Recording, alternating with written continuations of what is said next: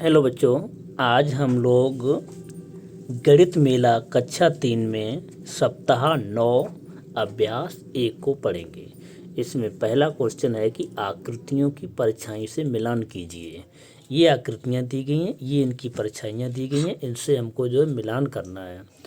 तो ये जो पहली आकृति दी गई है, इस आकृति को देख के बता सकते हैं कि ये क्या है। ये सर्किल टाइप की आकृति है। तो सर्किल यानी कि वृत्त, तो इसकी मैचिंग इससे होगी। दूसरी आकृति हमारी घनाभाकार की है, यानी ईंट जैसी आकृति है, तो इसकी आकृति की मैचिंग इससे होगी, जिसकी आकृति जो आयताकार है, इसको जो है आयत बोलेंगे। और तीसरी आकृति हमारी शंक्वाकार है, यानी ये शंख होता है, तो शंख की आकृति इससे जाएगी जो ट्रायंगल जैसी हो गई, इसकी मैचिंग इससे होगी। इसी तरीके से यहाँ पर लिखना है कि आकृतियों की संख्या लिखिए। ये आकृतियाँ दी गई हैं, कौन सी आकृति कितनी है। जैसे त्रिभुजाकार आकृतियाँ यहाँ कितनी हैं, आयताकार आकृतियाँ कितनी हैं। त्रिभुजाकार आकृतियों का मतलब होता है कि 3 भुजाओं वाली आकृतियाँ कितनी हैं। तो 3 भुजाओं वाली आकृति तो एक ये हो गई है, एक ये है 2, एक ये 3 और एक ये 4।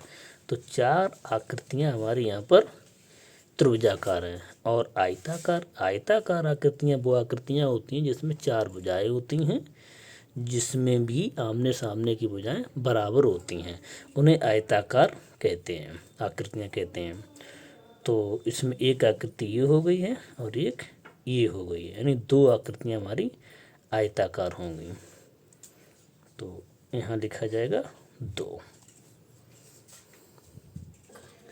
अगला बच्चों क्वेश्चन है कि संख्या लिखिए। किसकी संख्या कैसी लिखनी है।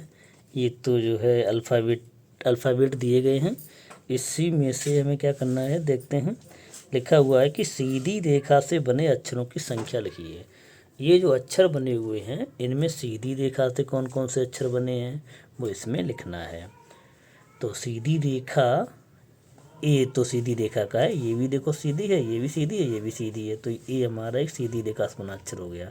तो एक तो ये हो गया 1, ये एच भी हो जाएगा, 2 ये भी हो जाएगा, 3 4, उसके बाद ये नहीं है, 5 6, तो 6 हो गए हैं।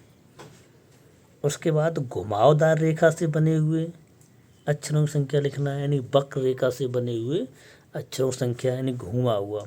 तो इसमें सी देखो घूमी हुई है, तो ये सी हो जाएगी 1, एस भी 2, ओ भी हो जाएगा 3 और क्यू 4 हो जाएंगे,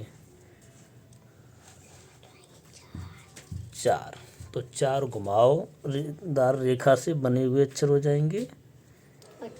हाँ, इसमें अगला क्वेश्चन आया है कि सिर्फ सीधी रेखाओं से बना एक चित्र एवं सिर्फ घुमावदार रेखाओं से बना एक चित्र बनाइए। तो यहाँ पर चित्र बना सकते हैं कोई भी जिसमें जो सीधी रेखाओं से चित्र बनाया गया हो। तो सीधी रेखाओं से बनाया हुआ चित्र तो आयत भी बना सकते हैं, वर्ग भी बना सकते हैं, और चित्रों में जो ए बी अल्फ़ाबेट भी बना सकते हैं।